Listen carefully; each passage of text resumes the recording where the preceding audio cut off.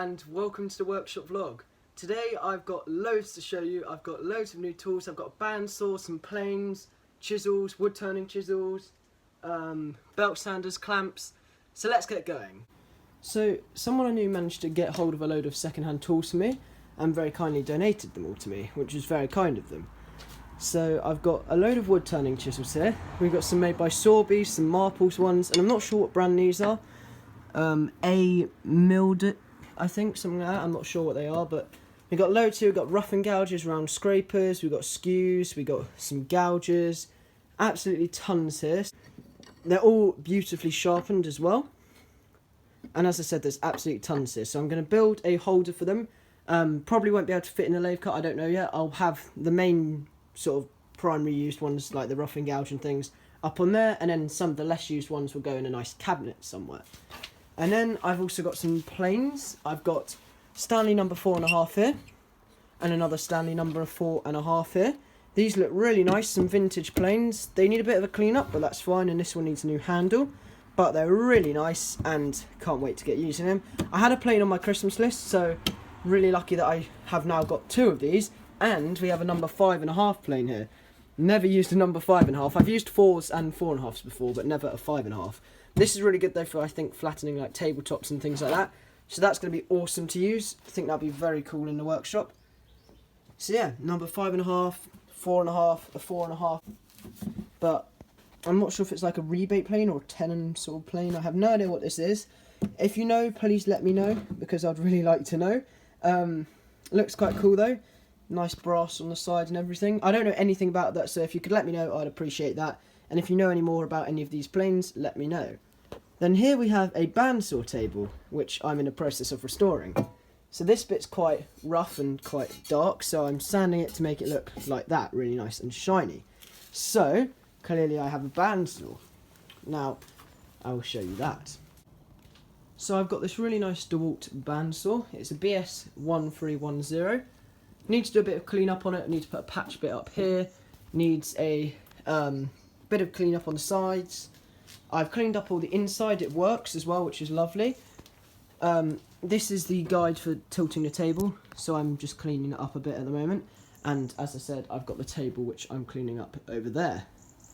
So it needs a bit more work on it, just a little bit of clean up, but apart from that, I'm really happy with it. Really simple to do stuff on this. You just change these to take the back plate off. In terms of changing the blade, it has this little blade guide thing that holds the blade, so you can raise this or lower this depending on the size of the piece of wood you're cutting. Unfortunately, it's actually got a broken bit here though, which I can either try gluing back on, or I might buy a new one of these, or maybe buy a modern equivalent. I need to have a look at that, but bandsaw works. I need to buy a new blade, but I've got one of those on order. I've got a bandsaw buddy on order, a box that tells you the tilt of the table, and 2 blades. I've got a 6 TPI one and I think I've got 10 TPI one as well. So yeah, been a busy day, but I'm in the process, as I said, of restoring this. Finally got a bandsaw and I'm so happy. It looks awesome, and I had a look online. It seems like it's really popular and it seems like a pretty decent bandsaw, so should be really good. I also got given these 2 big bar clamps, a load of vintage chisels which were dropped off about 10 minutes ago. I don't know what these are. They're very, wow, really, really sharp. I think these are carving chisels. I have no idea, but they look really old. Wow. There's some cool stuff in there. I haven't looked through this yet, so you're going to look at the same time as me. Gosh, these are nice. Carving gouges. Wow. Yeah, they're all so sharp. They're clearly used regularly. Wow. Awesome. We'll have a look at these then and have a play with these and see what we can do with them. I wanted to do some carving, so hopefully I can utilise what's in here and do some nice carving.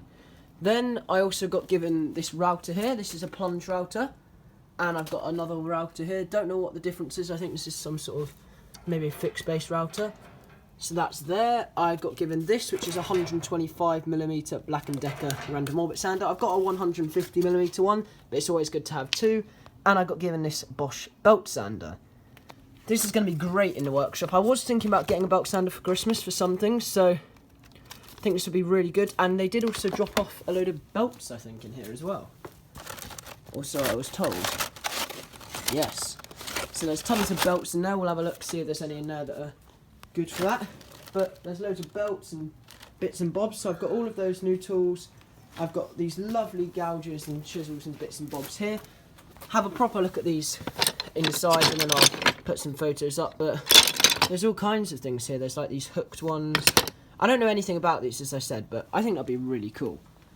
That's the bandsaw fence. I'm going to upgrade the fence though. That'll be one of the first things I do. But I actually have a real bandsaw. I'm so happy. And I've also managed to save a lot of money because, as I said, this was all very, very kindly donated to me, which is really, really nice.